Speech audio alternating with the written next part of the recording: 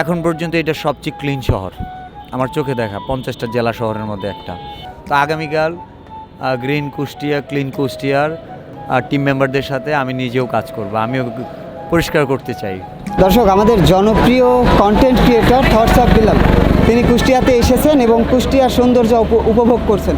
তবে তার সঙ্গে পথে দেখা হয়ে গেছে। আমরা জানার চেষ্টা করব কতটা সৌন্দর্যে তিনি মুগ্ধ হয়েছেন এবং এই শহরের তাকে কোন বিষয়টা বেশি মুগ্ধ করেছেন। আমরা একটু জানতে চাই যে আপনাকে এই শহরের সব থেকে কোন বিষয়টা বেশি মুগ্ধ করেছে। সবচেয়ে বেশি মুগ্ধ করে মানুষের হৃদয়, মানুষের মন। যতটা ক্লিন দেখতেছি, চাইলে অন্য একটা শহরও ক্লিন করা সম্ভব। একদিনেই ক্লিন করা যায় শহর, কিন্তু একদিনে কিন্তু মন ক্লিন করা যায় না। অ্যান্ড যাদের মনটা ক্লিন থাকে তারা প্রতিদিনই শহরকে সুন্দর রাখতে পারে, পরিষ্কার রাখতে পারে। তো প্রথমে মানুষের অতিথিপরায়ণতা, আন্তরিকতা, তাদের যে বিনয়ী, এই বিষয়টা আমার কুষ্টিয়ায় সবচেয়ে বেশি মুগ্ধ করছে। আর আমি মেহেদি ভাইয়ের সাথে প্রথম যখন দেখা, ওনার সাথে এটাকে আমার কথা হয় নাই, জাস্ট প্রথম মিনিটে আমি বুঝে গেছি। অ্যান্ড কুষ্টিয়ার এখন পর্যন্ত যে কয়েকজন মানুষের সাথে কথা হয়েছে সবাই আন্তরিক, এই জিনিসটা বেশি মুগ্ধ করছে। অ্যান্ড এই মানুষগুলো আসলে আন্তরিক, বিনয়ী, ভালো। তাদের যে ক্লিন একটা মাইন্ড আছে, মন পরিষ্কার থাকলে কিন্তু দেশকে পরিষ্কার রাখে। অ্যান্ড সেটা প্রমাণ হচ্ছে রাস্তাঘাটে তাকালে বোঝা যায়। এই যে আইল্যান্ডের এগুলো তো ফুলে তো একদম সৌন্দর্য বর্ধন করা। আমি আবার পাশের সাইডে দেখতেছি, রাস্তার ওই পাশে, মানে পথচারীর কাছে বিরক্ত লাগবে না। এই পথ দিয়ে মনে হয় না যে গাড়ি, মানে কেউ হেঁটে গেলে তার বিরক্ত লাগবে, বরঞ্চ মাঝে মাঝে মন চাইবে যে আজকে গাড়ি দিয়ে না যায় একটু হেঁটে যাই, কেমন লাগে। এই শহরে আমি থাকলে প্রচুর হাঁটাহাঁটি করতাম। আপনি কখন আসলে এসেছেন এবং আপনি বিষয়টা কিভাবে উপভোগ করলেন? আমার কাছে এই শহর যে, মানে আমাকে আসামাত্র বলছে যে গ্রিন কুষ্টিয়া ক্লিন কুষ্টিয়া, আমি নর্মালি ভেবে নিচ্ছি যে হ্যাঁ পরবর্তী পরিষ্কার নিয়ে কাজ করে, কিন্তু এতটা ক্লিন যে থাকবে, এতটা যে গ্রিন থাকবে, এটা আমি আসলে না দেখলে বুঝতাম না। অ্যান্ড সেই জন্য আমি আজকে বললাম যে আমাকে কেন সকালে জানাইলেন না, আমিও পরিষ্কারের কাজে অংশগ্রহণ করতাম। তো আগামীকাল গ্রিন কুষ্টিয়া ক্লিন কুষ্টিয়ার টিম মেম্বারদের সাথে আমি নিজেও কাজ করব, আমিও পরিষ্কার করতে চাই। আপনি আসলে এ পর্যন্ত বাংলাদেশের কতটি জেলা ঘুরছেন এবং কুষ্টিয়াতে এসেছেন, যতটুকু সময় দেখেছেন, এর মধ্যে আসলে আপনার কাছে কেমন মনে হয়েছে? এখন পর্যন্ত 50টার বেশি জেলাতে ঘোরাঘুরি করা হয়েছে। জেলা শহরের জায়গা, মানে জেলা শহর কম্পিটিশনে আমি আমার পয়েন্ট অফ ভিউ থেকে, এটা আবার কেউ লজিক দাঁড় করেন না, আমার যতটুকু মনে আছে এই জায়গাতে বলি, এখন পর্যন্ত এটা সবচেয়ে ক্লিন শহর আমার চোখে দেখা 50টা জেলা শহরের মধ্যে একটা, সবচেয়ে ক্লিন শহর।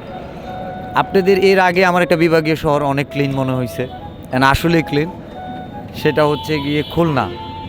এত ক্লিন লাগছে খুলনায়, সকাল রাতে 2টা-3টার সময় বের হয়ে গেছে, আমরা ঘুরছি, খুব পরিষ্কার। অ্যান্ড খুলনার একটা জিনিস না বললেই নয়, জ্যাম, মানে কোনো সময় জ্যাম বাঁচতো না, মানে একটা জ্যাম 1-2 মিনিটের বেশি থাকে না। এইটা এত পরিমাণ গাড়ি কিন্তু জ্যাম নাই, মানে ডিসিপ্লিন আছে এই অঞ্চলের মানুষদের, যেটা দেখে বুঝতেছি। এই যে কুষ্টিয়া জেলায় আসছেন, কুষ্টিয়া মানুষ সম্পর্কে আপনি বরাবরই আপনি সুন্দর একটা মন্তব্য করে যাচ্ছেন। আসলে আপনি এর আগে কখনো কুষ্টিয়াতে এসেছেন কিনা? না, এর আগে আসা হয় না, কুষ্টিয়ার উপর দিয়ে যাওয়া হয়েছে। আমরা মাগুরা গিয়েছিলাম, ঝিনাইদহ গিয়েছি, বাট কুষ্টিয়া আসা হয় না। এই যে সব মিলিয়ে কালকে যখন আপনি ক্লিন কুষ্টিয়া এবং গ্রিন কুষ্টিয়ার সঙ্গে আপনি কাজ করবেন, আমার জানা মতে যে আপনি তাদের সঙ্গে এই প্রথম কানেক্ট হয়েছেন, নাকি তাদের কাজ ইতিমধ্যে আগের থেকে দেখেছিলেন, এরকম কিনা? নাকি হঠাৎ করে এই যে আপনি এই সৌন্দর্য দেখে নিজেই মুগ্ধ হওয়ার পরবর্তীতে তাদের সঙ্গে আবার নিজেও সংযোগ হওয়ার ইচ্ছা পোষণ করছেন কিনা? এত বড় একটা শহর কিন্তু ময়লা দেখতেছি না, নিশ্চয়ই তো ময়লা হয় সারাদিনে। ময়লাগুলো সকালে দেখতে কেমন, পরিষ্কার কারা করে, এই মানুষগুলো দেখতে কেমন। সো এইটা আমার একটা, মানে বলতে পারেন আগামীকালের স্বপ্ন। এটা আমি এর আগে ডিসিশন নিই নাই, আমি আসার পরে এইখানে আপনাদের সাথে যখন ঘুরতেছিলাম, তখন মনে হয়েছে যে আমি ময়লাগুলো দেখতে চাই, পরিষ্কার করে এই মানুষগুলোকে দেখতে চাই। কারণ এই মানুষগুলোর মন যদি পরিষ্কার না হইতো, শহরটা ময়লাই থাকতো। কুষ্টিয়াবাসীর কাছে আমার যে মেসেজ থাকবে, তারা যেন অন্য জেলা শহরগুলোতেও ক্লিন করার জন্য তারা রোল মডেল হিসেবে কাজ করে, এবং তাদের যদি টিম হয়ে অন্য পার্শ্ববর্তী জেলাগুলো আছে, বিভিন্ন দেশে বিভিন্ন জেলা আছে, যে গ্রিন কুষ্টিয়া ক্লিন কুষ্টিয়া শুধু কুষ্টিয়ার জন্য না, পুরো বাংলাদেশের জন্য কাজ করতেছে। এটা যদি করে আমার মনে হয় যে কুষ্টিয়ার ইমপ্রেশনটা আরও অনেক আগায় যাবে। তাহলে আপনি বলতে চাচ্ছেন যে এই সংগঠনটা যেন সারা বাংলাদেশ ছড়িয়ে পড়ুক। ইয়াস, অফকোর্স এটা পুরো বাংলাদেশে কাজ করা উচিত। আমরা বিডি ক্লিনের নাম শুনছি, তারা পুরো বাংলাদেশে কাজ করতো, এখনও করে খুব সম্ভবত। তো যখন গ্রিন এই যে ক্লিন কুষ্টিয়া কাজ করবে তখন কুষ্টিয়া কিন্তু রিপ্রেজেন্ট হবে। যেমন বিডি ক্লিন বাংলাদেশ ক্লিন করতেছে, কিন্তু কুষ্টিয়া পুরো বাংলাদেশ ক্লিন করতেছে। সেটা চিন্তা করেন যে কুষ্টিয়াকে নেক্সট লেভেলে নিয়ে যাচ্ছে না। যদি কুষ্টিয়া আমার জেলা শহরে এসে ক্লিননেস নিয়ে কাজ করে, এতে করে কি কুষ্টিয়া মানুষের সাথে আমাদের আন্তরিকতা বাড়বে না? অফকোর্স বাড়বে। সো এটা একটা কাজ, আপনারা তো এখন আপনাদের জন্য এনাফ আমি মনে করি। আপনাদের টিম মেম্বার আস্তে আস্তে বাড়বে। আপনি তো ঘুরতেও যান, যে আমরা একটা কাজ করি, আমরা অমুক জেলায় ঘুরতে যাই, ট্যুরে যাই, তো ওইখানে আমরা আবার ক্লিননেসটা নিয়েও কাজ করব। সো এটা একটা প্যাটার্ন হিসেবে রাখতে পারেন। মানে এমন একটা টিম হওয়া উচিত যারা বিভিন্ন ট্রাভেলের সময় ট্রাভেল করতে গিয়ে ওইখানকার ভালো একটা মেসেজ ড্রপ করতে পারে, মেসেজ দিয়ে আসতে পারে যে হ্যাঁ এইভাবে পরিষ্কার করা যায়। যে তোমাদের শহর আমরা যদি পরিষ্কার করি একদিন, তোমরা তো এই শহরে প্রতিদিন থাকো, তোমরা কেন নয়? প্রকৃতি বাঁচলে মানুষ বাঁচবে, আর এই স্লোগানটা আসলে আমরা অনেক জায়গায় শুনেছি। এই প্রকৃতির সঙ্গে মানুষের সম্পর্কটা কতটা, আপনি কি মনে করেন এই বিষয়ে? আমি বলবো আমাদের নিঃশ্বাসের সাথে আমাদের নেচার কানেক্টেড। এটা আমরা ওইভাবে রিয়েলাইজ করি না। আমাদের নিঃশ্বাসের সাথে এই নেচার কানেক্টেড। এই পিছনের গাছ থেকে হয়তো কারো অক্সিজেন আসতেছে, সে হয়তো ভাবতেছে এখানে ফুল গাছ লাগানো কী দরকার ছিল, সে হয়তো জানে না। এই ফুল গাছ দেখতে গিয়ে আমরা সবুজ দেখতেছি, তাই তো? আমাদের চোখের জন্য কিন্তু সবুজ অনেক ইম্পর্টেন্ট, গ্রিন। ডক্টররাও বলে যে আপনি সকালবেলা গ্রিন এনভায়রনমেন্টে একটু হাঁটবেন। কেন বলে? শুধু হাঁটলে ভালো লাগবে, শুধু তার জন্য না, কিন্তু গ্রিনের কারণে কচু পাতার দিকে তাকাইলেও চোখের, মানে গ্রিনের দিকে তাকাইলে চোখের জন্য খুব পজিটিভ একটা ভাইবস আসে। আমি মনে করি প্রকৃতি ছাড়া, উইদাউট নেচার হিউম্যান বিইং তো চিন্তাই করা যায় না।